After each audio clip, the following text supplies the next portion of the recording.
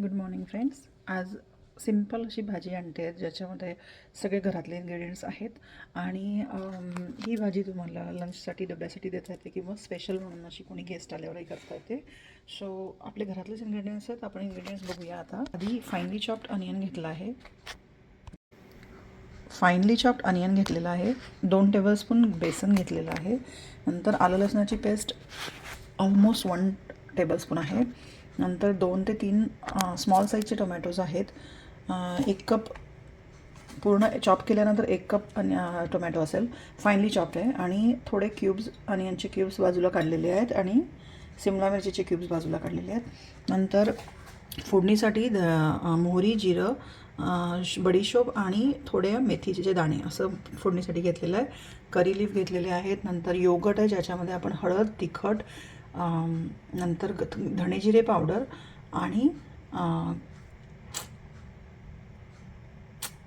धणेजिरे powder, तिखट, हळद आणि गरम मसाला आपण साईडला वेगळा ठेवलेला आहे. सो त्यात धणेजिरे पावडर, तिखट आणि हळद एवढंच घातलेलं आहे. आणि कसुरी मेथी घेतली आहे. ॲक्च्युली तुम्ही जर ह्या रेसिपीला ड्राय मिंट घेतलं म्हणजे आपला पुदिना जर ड्राय केलेला असेल तुमच्याकडे त्याची पावडर घ्यायची आहे. माझ्याकडे आता नाही आहे सध्या. मी पण नेहमी ड्राय करून ठेवते, पण माझ्याकडे नाही आहे त्यामुळे कसुरी मेथी घेतली तरी चालणार आहे. आणि सॉल्ट चवीसाठी. चला तर रेसिपीकडे जाऊया. सो फर्स्ट काय करायचं आहे आपल्याला, ऑइल गरम करून त्यामध्ये हे जे क्यूब्स केलेले होते हे हाफ 60 to 70% कुक करून काढून घ्यायचे आहेत. सो चला तर मग आपण रेसिपीकडे वळूया. सो या प्रकारे आपण कढई गरम करून घ्यायची आहे आणि थोडं तेल घालायचं, जास्त नाही.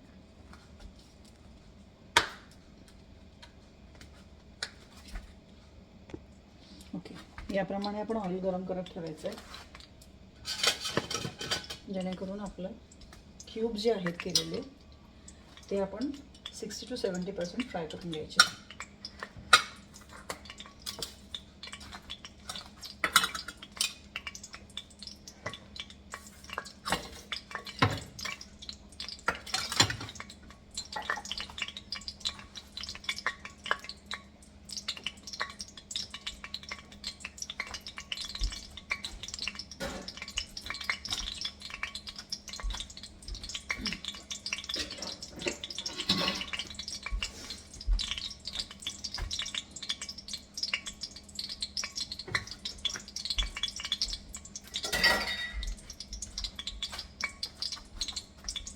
तुम्ही कोणतंही ऑइल वापरलं तर चालणार आहे. माझ्याकडे ऑलिव्ह ऑइल आहे. लाईट ऑलिव्ह ऑइल आहे, स्ट्रॉंग नाही आहे, लाईट टेस्ट असलेलं आहे. तर तुम्ही कोणतंही ऑइल वापरू शकता. शेंगदाण्याचं ऑइल असेल तर उत्तम, त्याची टेस्ट छानच लागते. पीनट्स ऑइल असेल तर it's always become tasty all recipes. पण तुमच्याकडे जर पीनट्स ऑइल नसेल तर ऑलिव्ह ऑइल पण चालणार आहे. आता आपण तेल गरम झालेलं आहे. त्यामध्ये क्यूब केलेलं अनियन आणि कॅप्सिकम म्हणजे ग्रीन पेपर घालायचं. माझा हा ग्रीन पेपर माझ्या बॅकयार्डच्या गार्डनमधला आहे. जवळजवळ 5 शिमला मिरची 5 निघाल्या होत्या, त्यापैकी 2 आपण इथे वापरतो. फ्रेश व्हेजिटेबल्स गार्डनमध्ये निघाल्या की तुम्हाला खूप उत्साही असतो रेसिपी करण्याचा. आणि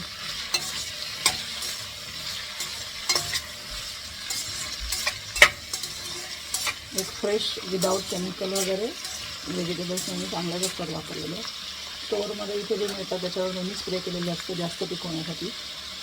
त्यामुळे फ्रेश गार्डनमधले व्हेजिटेबल्स ऑलवेज तुम्ही करून बघा गार्डनिंग. तुमच्याकडे जर मोठं गार्डन नसेल तर मोठ्या पॉट्समध्ये सुद्धा तुम्ही हे प्लॅन्ट्स ग्रो करू शकतात.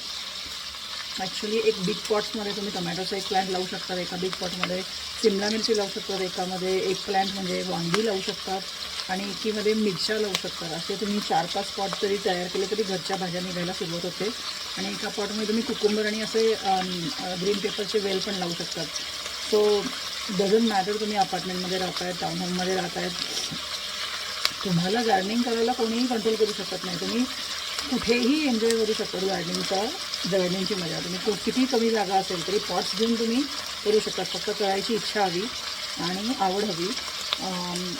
पण त्याच्यामागचं हेच आहे की एकतर तुम्ही बघतात सगळ्या व्हेजिटेबल ग्रो होताना आणि केमिकल फ्री व्हेजिटेबल्स तुम्ही खाऊ शकतात. पण आजच्या युगामध्ये कुठेही बाहेर गेलं तर ते चांगले दिसण्यासाठी किंवा मोठे व्हेजिटेबल्स होण्यासाठी इंजेक्ट केले जातात आणि टिकवण्यासाठी त्याच्यावर वॅक्स लावलं जातं आणि ते हेल्थसाठी कदापिही चांगलं नसतं. आता आम्ही पूर्ण 12 महिने नाही खाऊ शकत कारण इथे थंडी असते, पाऊस पडतो खूप, त्यामुळे प्लांट्स राहत नाही जास्त विंटरमध्ये. आम्ही स्प्रिंग समरमध्ये फक्त एन्जॉय करू शकतो व्हेजिटेबलचा.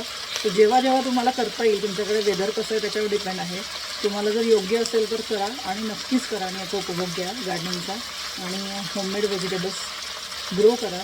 मी तुम्हाला मोटिवेटेड करते की व्हेजिटेबल्स ग्रो करा आणि गार्डनमधलं व्हेजिटेबल्स यूज करा.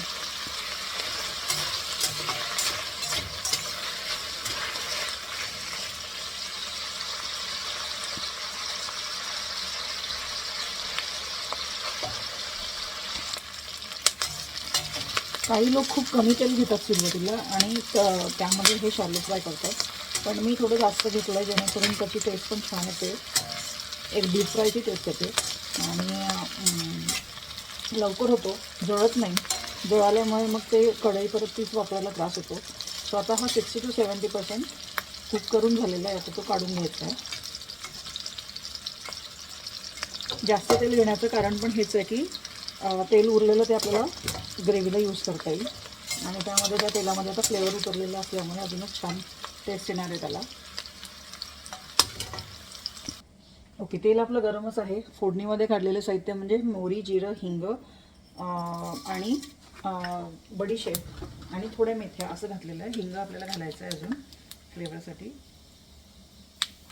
सो ही तडतडायला लागली फोडणी की आपण थोडा कढीपत्ता घालायचा. त्यामध्ये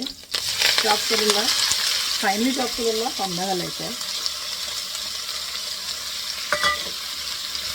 आणि तो छान फ्राय करून घ्यायचा आहे.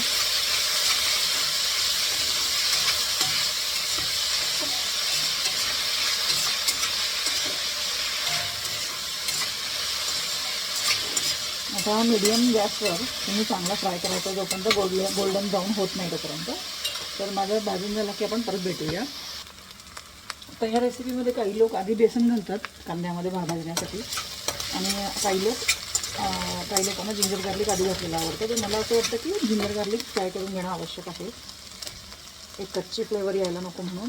कारण बेसन घातल्यानंतर तुम्ही एवढं फ्राय करू शकत नाही जिंजर गार्लिक. सो मी आधी घालते. सो कांद्यानंतर नेहमी ॲज युजल आपण नेहमी गार्लिक आणि जिंजर गार्लिकची पेस्ट घालतो. काही लोक या ठिकाणी जिंजर गार्लिकचं पातळ पेस्ट, पाणेरी पेस्ट अशी पण घालतात, म्हणजे पाणी घालून पातळ पेस्ट पण घालतात. पण I prefer to put the just thecha जो यामध्ये केलेला असतो, त्यामुळे तो लवकर फ्राय पण होतो आणि एक चांगला सुगंध यायला सुरुवात होते. आता हे बघा, आता छान सुगंध यायला सुरुवात झालेली आहे.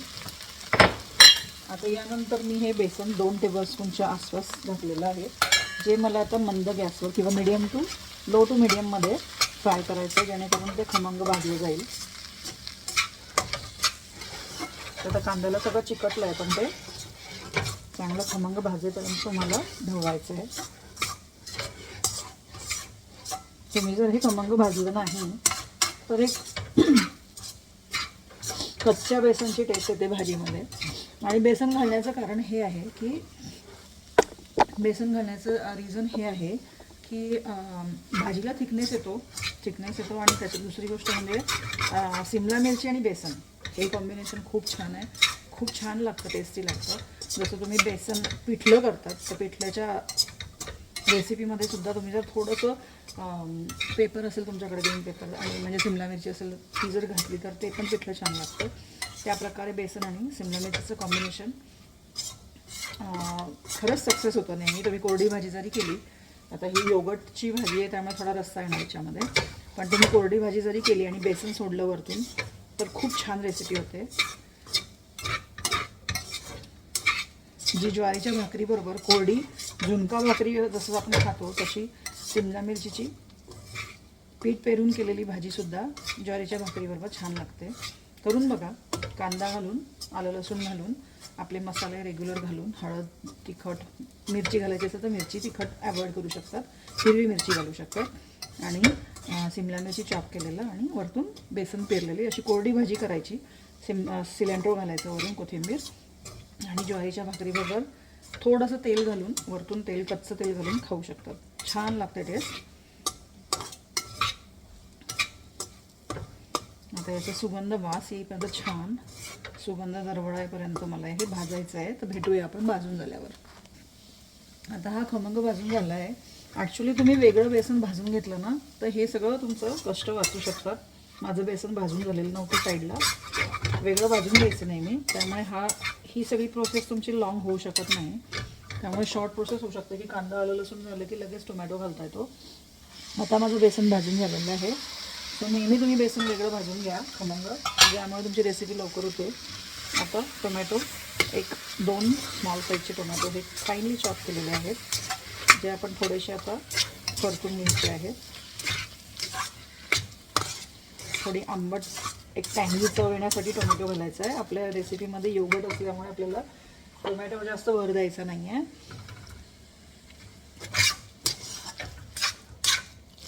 आता यामध्ये आपण आता हे आपण जे योगर्टचं हे केलेलं होतं, पेस्ट केलेले होते मिक्स करून, सगळे मसाले आणि धणे जिरे, तिखट आणि हळद असं याप्रमाणे जे आपण मिक्सचर केलेलं होतं ते घालायचं आहे. बेसनमुळे फायदा काय होतो की दही घातल्यानंतर ते सेपरेट होत नाही. नाहीतर काय होतं, दही घातल्यानंतर लगेच ते फाटायला सुरुवात होते आणि पाणी आणि दही असं वेगळं वेगळं होतं. तर बेसनामुळे तो एक बेनिफिट्स होतो की थिकनेस यायला लगेच सुरुवात होते आणि दही फाटत नाही. आता आपण थोडंसं ती जी दह्याची वाटी आहे किंवा आलं लसणाचा पेस्टचा टोम आहे तो सगळा धुवून असं पाणी आपण त्याला वापरायचं आहे.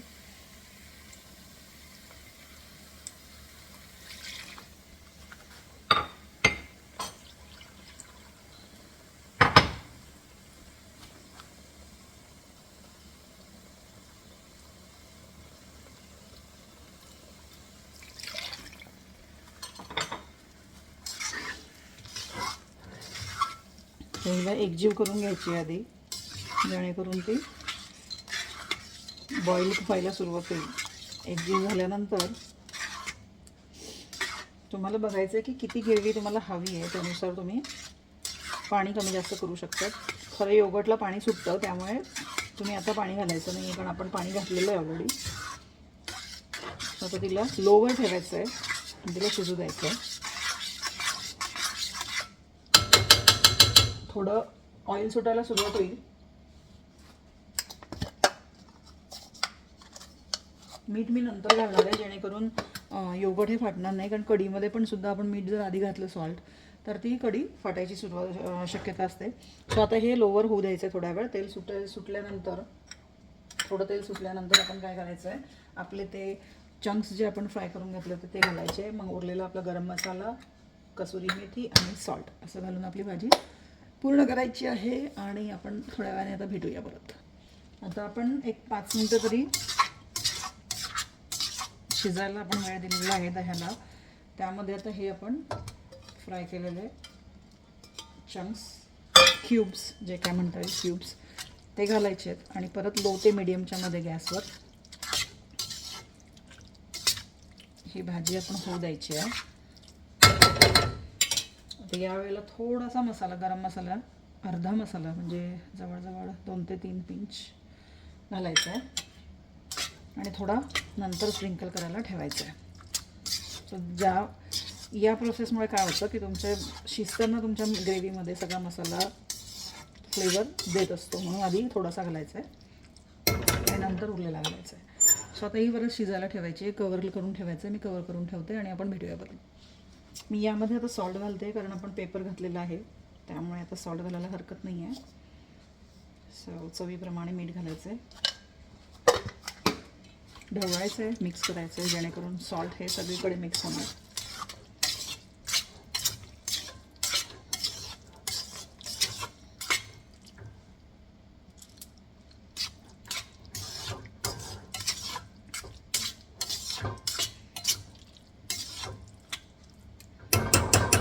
तुम्हाला एक प्रकारचं ते पिठल्यासारखं दिसत असेल. अजून थोडं मी गरम पाणी घालणार आहे, पण आधी मी शिजवून घेते ते. तर आता आपण चेक करूया. याला आता तेल सुटायला लागलं आहे आणि मी थोडं तर पाणी गरम पाणी सोडणार आहे. जेवढी तुम्हाला ग्रेव्ही हवी आहे तेवढं तुम्ही घ्यायचं आहे करून पातळ. 2 टेबलस्पून पाणी घातलं. मला जास्त पातळ नको आहे कारण राईस आणि चपातीबरोबर खाता आली पाहिजे असंच करायचं आहे. जर तुम्ही फक्त राईसबरोबर खाणार असाल तर तुम्ही लिक्विडी करू शकता.